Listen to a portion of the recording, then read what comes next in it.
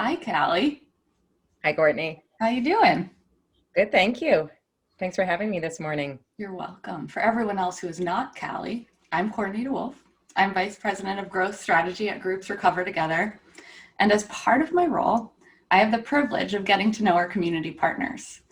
These relationships are really key to helping our members in their recovery.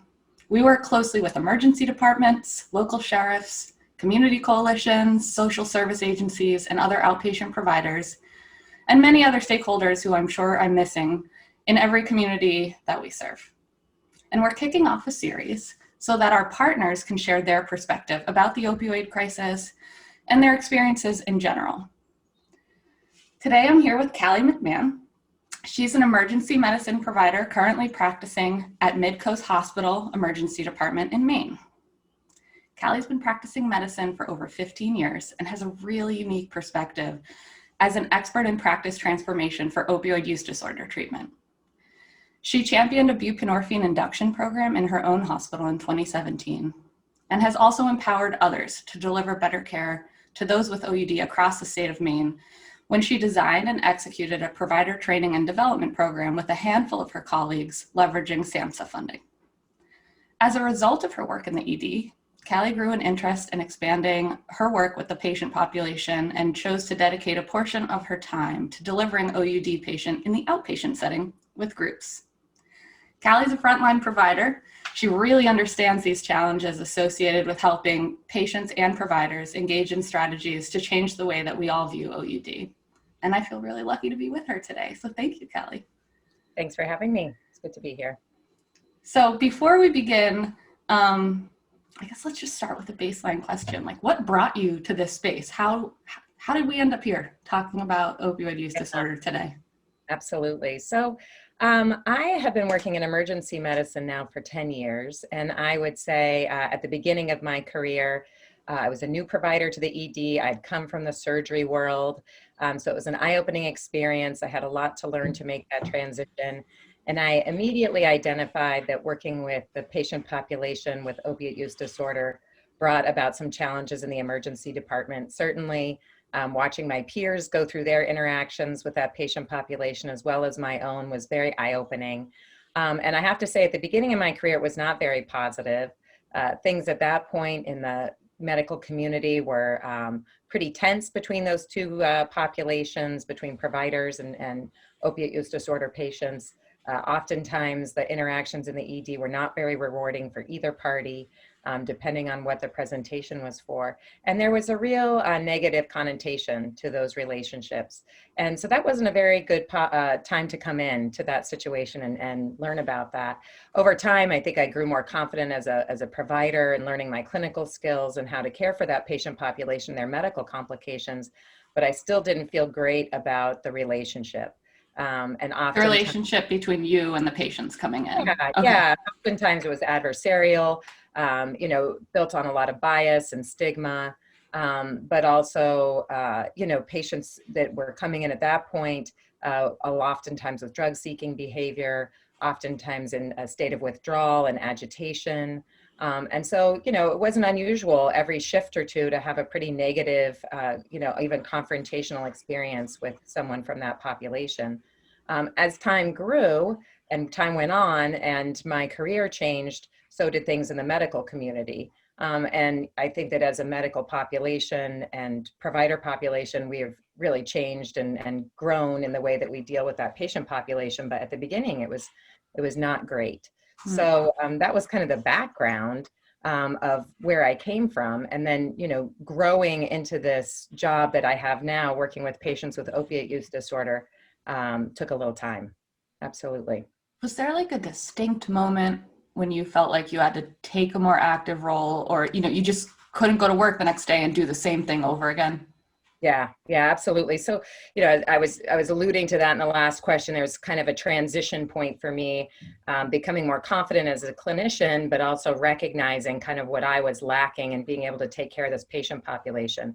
Taking care of a patient with an abscess from IV drug use or endocarditis, there's a clinical set of skills there that you obtain, but building the relationships with that patient population, how to destigmatize your behavior with them, and really become more of a force of positive change, something that takes time. I would say that the more interactions I had with that patient population, the more I realized I was also missing part of the treatment piece. And that was how to help these patients long-term get into recovery. I can treat their medical complication of their disease, but then how am I helping move them forward towards recovery? And I really didn't have a set of skills or resources available to do that. And I remember distinctly at one point a patient coming in, not for a medical complication of his drug use, but requesting help and trying to get into a detox. And I had to explain to him, as I had done to many patients in the past few years, there isn't really inpatient detox for patients with opiate use disorder in the state. This is usually done as an outpatient. I can connect you with our local resources for MAT, for medication assisted treatment. Here's a phone number. They'll probably get you in within about 2 weeks. And so, here you go. And he just said to me, so what am I supposed to do for the next 2 weeks? And I said, well, I could get you a prescription for some clonidine and that can help with the withdrawal. But, the good news is that opiate withdrawal isn't going to kill you. It's going to be really uncomfortable, but it's not going to kill you. So, you just ride it out for 2 weeks. And he just looked at me like I was crazy, and said, so what you're telling me is I'm going to be really uncomfortable and I'm probably going to go use again. And I said, no, I don't want you to go use again. No, you just have to wait until you get to treatment. And there was an obvious disconnect there. And I left that interaction feeling pretty disheartened and discouraged. I would say that was a real turning point for me. I had been talking with my ED director for quite some time about the dissatisfaction of caring for this patient population and what could we be doing differently. So it had preceded, with some work already, but that interaction I remember being a real turning point for me. And I went to my ED director and I said, look, there's got to be a better way. Luckily, around the same time, Gail D'Onofrio and her group out of Yale were doing some really impressive work that was getting published. My ED director and I were looking at that work on ED buprenorphine inductions. And the D'Onofrio group was great. There was research, but there was also protocols that were being published and great advice on how to start a program in your area. And that was really what catapulted our work in our ED. Combination of other groups doing some research and putting some work out there for us. And then my own personal experience just becoming so discouraging and unrewarding that I felt really motivated to make a change and to do something different in our program. That's amazing. I just want to pause and recap what you just said. So at that point in time, the standard of practice, and even I would say in a large part of the country today, is not to give buprenorphine when someone raises their hand and says, please help me. I don't want to go use again, but I need something to get me to the next visit. I think it's common in our ED to get overwhelmed with all the requests for help that people come in with. And sometimes as an ED provider, you really have to look at patients and say, this isn't an emergency. This is not a life or limb threatening problem. I'm going to hook you up with a resource so that you can get help as an outpatient. But we're not going to address this directly here today. And I would say that at that point in time, that's where we put patients who are coming and asking for help.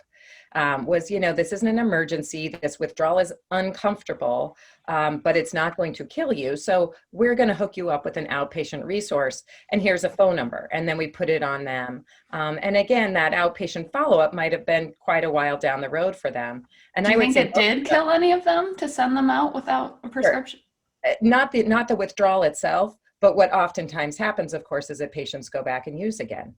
And so I'm sure there was a percentage of that patient population that went back, started using, maybe overdosed, maybe had another medical complication, maybe then incurred cost onto our medical system because of that. More than likely resulted in the overdose and death of some patients. So absolutely, when you lose that window of opportunity of a patient asking for help and you tell them it's going to be 2 weeks down the road, to a patient in that state, that feels like forever. And so, I'm sure most of them probably got very discouraged, and I'm sure that some of them went back to using and lost the motivation to go into treatment. So absolutely. So I think as ED providers, we felt like, okay, we're doing our job. We're hooking them up with a resource. Maybe it's a resource that we're not even that familiar with, but we have this phone number and we'll just, pass them on and send them out the door.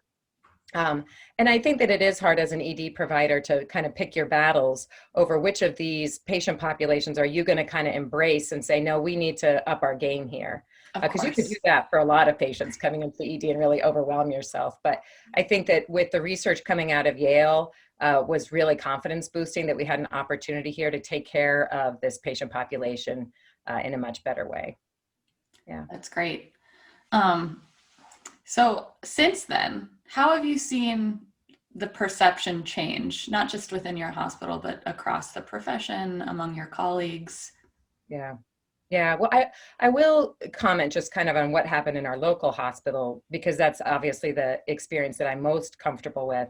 But I do think, generally speaking, things have really changed in the last, I would say, 3 to 4 years in terms of emergency medicine and how we're working towards taking care of this patient population. So I would say in our own ED, within about a year of us starting this program, we just started to see a real improvement in the relationships between providers and patients. We started to notice that our security guards were having to be utilized less in these interactions to maintain calm and peace in the emergency department. Providers started noting that they had greater satisfaction in taking care of these patients because they had a set of tools and resources to offer. We started seeing fewer patients coming in with drug-seeking behavior and more patients coming in asking for help. We did have the benefit of having some positive media around this program, and word spreads pretty fast in the recovery community what's going on in certain hospitals in terms of resources.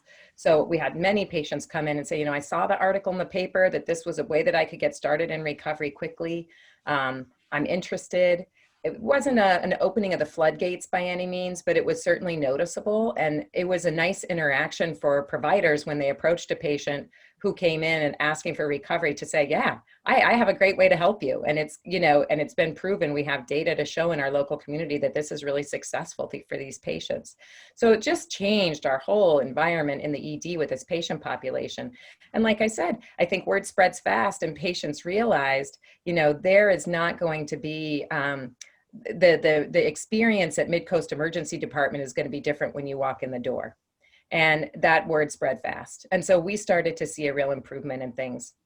I think that that's happening all over the country. I think that when you look at the ED literature around this patient population, we're seeing tons of work being done all over the country with similar programs like this. And we're seeing very similar outcomes in terms of patient satisfaction, provider satisfaction, positive outcomes as far as getting people into recovery and retention of people into recovery when you take advantage of that moment that someone walks in and asks for help. And so that's been really rewarding. I think that in medicine in general, we're seeing, increased destigmatization of this population. We're seeing the recognition of this disease as a chronic disease. I think that that's so key to our overall understanding of this type of patient population and the problems that they are challenged with. What do Understanding you that. think led to that? Like what can we learn from this? How come people are more open to the idea of treating this as a chronic disease? What has led to the destigmatization? What do you think's working? I think just education, and I think that making sure that this patient population isn't put in a closet, and being more open to understanding what addiction is and how it affects the brain. And that really this is not a disease that we treat acutely, and then patients walk out the door. I think we've had this understanding about patients with alcohol use disorder for years. And I think that the AA model shows us this, that it's a lifetime of treatment and support for these patients. And I think that now we're starting to realize that that really applies to addiction in general, and including and not limited to patients with opiate use disorder. So I think that that realization has really changed the way that providers in the medical community look at this patient population with a lot more understanding, a lot more of an open mind, and really helping patients work through the hills and valleys of recovery, and not being surprised when patients walk in with a complication of their disease and ask for help, and really being more readily available to help them through that. Yeah, I think one of my favorite things that you've ever said to me is recovery waxes and wanes. And if you think of it that way, can you talk a little bit about that? Yeah, absolutely. That's part of the training that we've done with our ED providers too, is really, almost mirroring opiate use disorder with another chronic disease that we treat often in the ED, which is diabetes. Because we treat a lot of complications of diabetes in the ER, and both with acute, issues like diabetic ketoacidosis versus something more chronic like diabetic foot ulcers that become infected. So we're certainly really comfortable with looking at diabetes that way, that patients are going to do well for a couple of years, then they're going to, have a couple of years of high blood sugars and increasing chronic disease complications. So we're really used to looking at that. And if we can mirror that into opiate use disorder, that it's not unusual to see a patient do well in recovery for a couple of years and then have a relapse. And then they come back and maybe they have a medical complication or a need to get back into MAT or a treatment program. And so we've used that tool a lot in our training so that patients so that providers kind of mirror that understanding and start recognizing, oh yeah, that's interesting. I've always kind of put opiate use disorder more of an acute problem category. And if we look at it as a chronic disease, it really helps with that destigmatization, that these patients are going to need ongoing care, that they're going to struggle with their path, and that there's going to be times when they need more support. And I think that's really helped providers understand the disease process a little bit better. I love that. Yeah.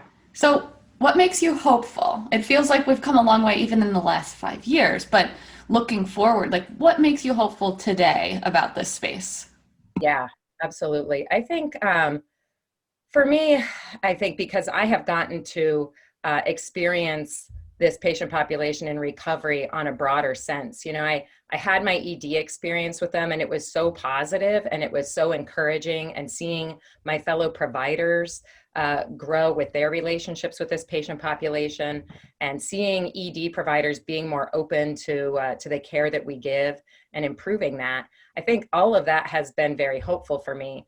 For me, though, taking that out into the bigger world and becoming involved in the outpatient treatment world has really kind of catapulted the benefit that I've gotten out of this work. And I think that's because I get to see patients doing well in recovery.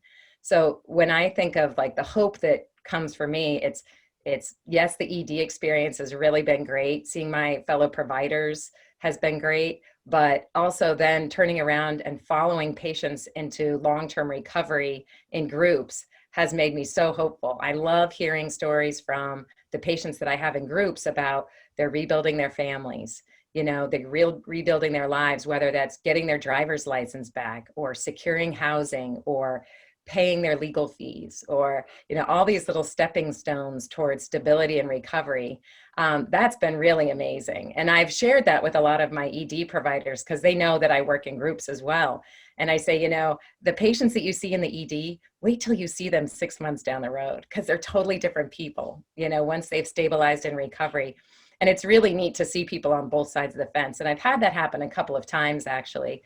I've been in my ED long enough that I've had some, repeat visits from people.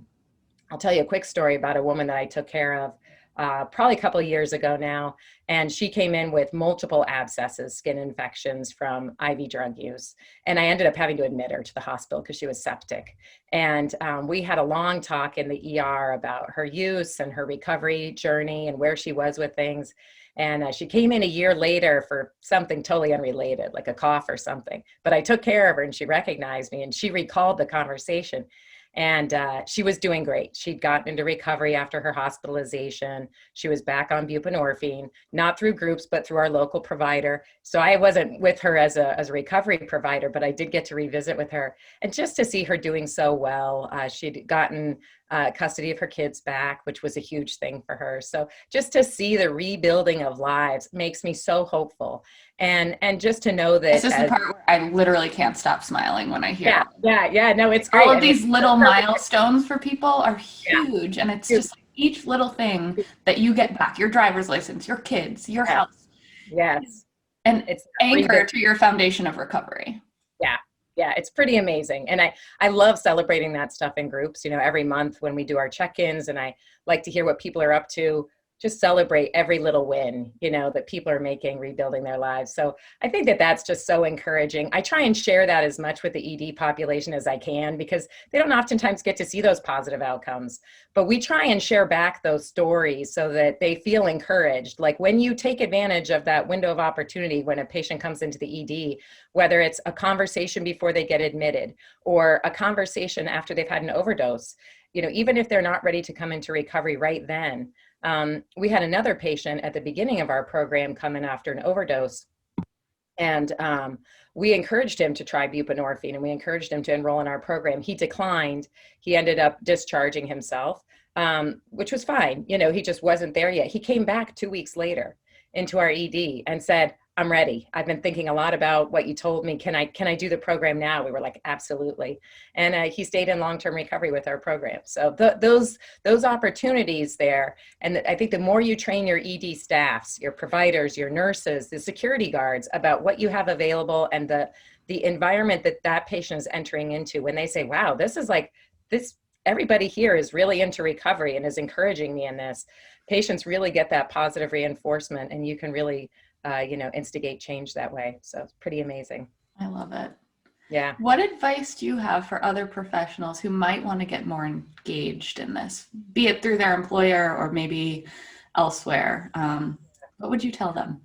I think, in terms of other ED providers that are interested in doing this kind of work, I think there's so much to be done, and it depends on your community. I think really the first thing that you have to do, which I had been doing for a little while before I started working in my ED on this program, is really getting to know the environment of your community. What's going on in recovery in your community? What's missing? What are the big issues? What are the soft spots that need, a little more firming up? And how does your role as an ED provider fit into that? Is it somewhere in law enforcement? Is it working with your EMS providers? Is it working within your local ED? Is it partnering with, your local recovery resources or your primary care providers that are doing this work? And to be honest, before we started our program, I had built a friendship with the director of our MAT program in the community. She and I had just gotten to know each other through some community activities and just started chatting over coffee every once in a while about the recovery community, what it was like and what was missing. I just think taking the time to build those relationships with people really helps you know where you can fit in best. ED providers have a very specific skill set, but it can fit in a lot of ways into recovery and the recovery community. So finding out what's missing and then figuring out where your passion is, because this is not easy work. This is passion work. This has to be something that you really want to do because you enjoy it and you enjoy the interactions. So finding something that's missing, figuring out where your passion fits into that, and then just building those relationships. The clinical work is not terribly hard. That's what I tell ED providers is this isn't rocket science. This is actually pretty simple clinical stuff. The clinical protocols, learning about buprenorphine, how it works and how we use it. That's pretty basic stuff. It's the building the relationships, the smoothing out, the making sure patients get smooth handoffs, and making sure that your skill set fits into the resources that are needed. It can be really, really rewarding. So, but it is passion work. And so, if people are interested in it, then they're already halfway there. They just need to find out what's missing and how they can fit into that. And in that same vein, you said smooth handoffs. My follow-up question was going to surround how ED providers can work more closely with outpatient providers. And in your experience, how do you make that happen? Because, we are in a number of communities throughout the United States, and we typically can get people into care within, 48 hours. But what we struggle with is linking up with the ED to make sure they know we're there and that our doors are open and getting the patient right in. What's your advice there for ED providers? Yeah, I think that we've been so lucky in my small community because I am part of a community hospital. We live in a town of 15,000. Our hospital does do quite a bit of outreach to surrounding areas, but we're not a big academic center. So we kind of had the benefit of being able to build these close relationships with our recovery center and our MAT provider and a real personal relationship. That's hard to do in medicine these days. Most of us are part of these huge medical systems, lots of bureaucracy, multi-tiered. reaching out to an outpatient provider and building a relationship seems like a pretty gargantuan task sometimes, but that's the reward of medicine, is when you can start building those relationships and building a foundation together to start something new. So I think that groups has such a huge benefit to ED providers in that they can get patients in quickly. We have this great fast intake system. Patients don't have to wait 2 weeks, because in the ED, usually when you try and build a fast handoff system like that, it has to be done personally. Most offices are not going to be able to guarantee that unless you've put some groundwork in. Groups has already done that groundwork. So really, for them to partner with local EDs makes perfect sense. I think their rapid access for intake makes it really easy to partner with them. But you're right, building those relationships can be tricky, does take time, especially in large hospital systems, but it can be done. And I think that that's where patients also really feel cared for. When you can say to a patient, I know this provider or I know this system, I can guarantee you they're going to get you in within 2 days, and it happens, that's so reassuring for patients. The worst thing as an ED provider is when you tell the patient, call this number for follow-up and they'll get you in a couple of days. Then the patient comes back to the ED in a couple of days because their follow-up appointment was scheduled for 6 weeks out, right? And so that's a tax on a burden on the system. That it's bought them another ER visit. It's bought the provider more time trying to arrange their follow-up care. So having a really solid guaranteed follow-up system like groups can offer is pretty priceless. Yeah, I agree. This has been really amazing. Best part of my week, if not month. Thank you for giving us your time and your talent. And I hope we get to do something like this again. But I want to give you the floor for any parting words of hope, words of wisdom, before we sign off today. Yeah, no, I just think if you are an ED provider and you're listening to this and this is striking a chord with you and you're thinking, God, this is so interesting, I'd love to be part of this. Trust me, there's plenty of opportunity within your system to do some work within the recovery community, whether it's starting to build partnerships with outpatient providers like groups or anyone else in your community who's doing MAT recovery work, whether it's working to destigmatize opiate use disorder in your ED and work with your providers, whether it's working on developing a Narcan distribution program out of your ED, working with your EMS and law enforcement providers. There's tons of opportunity there. So if this is striking a chord for you, don't ignore that, because we can't ignore our passion work, especially in the ED. We have to have passion work that keeps us excited and motivated about what we do every day. We have lots to offer, lots of patients, but if you find something that's interesting to you like this, don't ignore it, chase it down, build something you're proud of, build something that makes you excited to get up and go to work in the morning. Isn't that what we all want, ED providers or not? I want to be excited every morning. That's right. All right. Well, Callie, thank you so much. This has been wonderful. And for anyone interested in learning more about groups, please reach out. We're happy to be here. We're happy to be facilitators of these relationships. If you want to learn more from Callie, if you want to learn more from us, we're here. This is our work. All right. Thank you all.